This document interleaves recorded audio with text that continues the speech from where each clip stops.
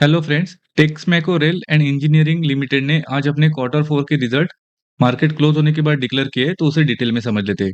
वैसे जो आज बोर्ड की मीटिंग हुई है उसमें 75 पैसे का डिविडेंड भी कंपनी ने डिक्लेयर किया है।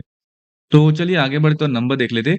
ये जो नंबर्स है वो कंसोलिडेटेड नंबर्स है और वैल्यू लैख में है, लेकिन मैं आपसे डिस्कस करते समय उसे करोड़ में कन्वर्ट करके डिस्कस करूंगा।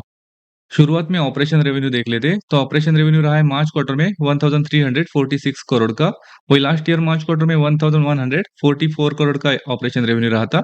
और दिसंबर क्वार्टर में 1326 करोड़ का ऑपरेशन रेवेन्यू रहा था। यहाँ पर अगर ईयर ऑन ईयर बेसिस देखेंगे तो 18% 18% का अच्छा खासा इंक्रीज देखने को मिल रहा है। वही क्वार्टर ऑन क्वार्टर बेसिस देखेंगे तो यहाँ पर 2% का हमें इंक्रीज देखने को मिल रहा है।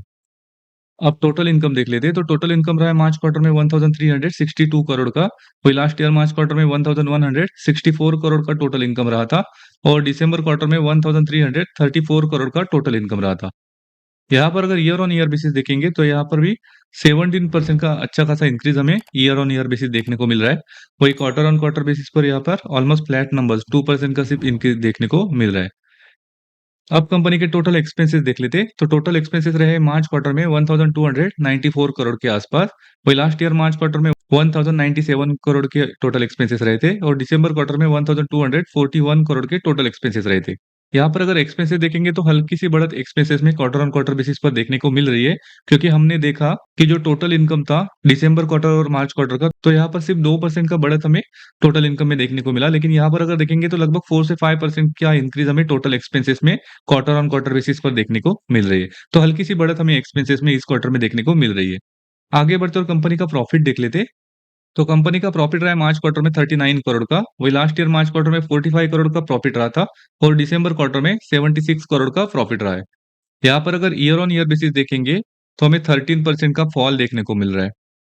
और क्वार्टर ऑन क्वार्टर बेसिस देखेंगे तो यहाँ पर तो 49% का फॉल देखने को मिल रहा है।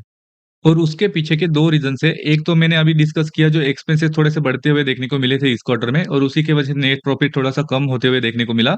और उसके अलावा दूसरा है, मैं जो हाइलाइट करता हूँ, जो टैक्स के एक्सपेंसेस थे इस क्वार्टर में, यहाँ पे देखिए जो 33 करोड़ के एक्सपेंसेस इस क्वार्टर में देखने को मिले थे, वही दिसंबर क्वार्टर में 23 करोड़ के एक्सपेंसेस थे और लास्ट ईयर मार्च क्वार्टर में 25 करोड़ के एक्सपेंसेस थे।